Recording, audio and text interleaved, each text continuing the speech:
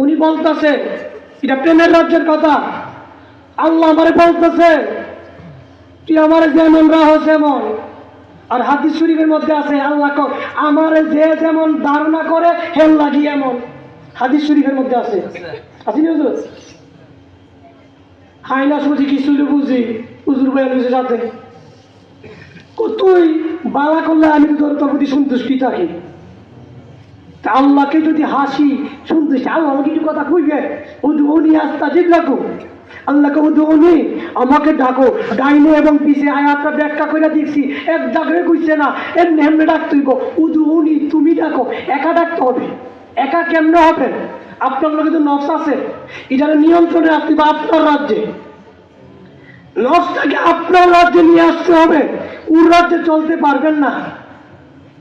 নফসটাকে নিয়ন্ত্রণ করবে। নফস মৃত্যুর স্বাদ গ্রহণ করে, নফস গুনাহ করে। এই জন্য নফসের মাগফিরাত, মানুষে মারা গেল না, রুহের মাগফিরাত, রুহ গুনাহ করে না। যদি অনেকে অনেক একতলাপ করছে, প্রত্যেক মাসালে একতলাপ আছে, এমন শুধু মৃত্যুটা নিয়ে একতলাপ নাই।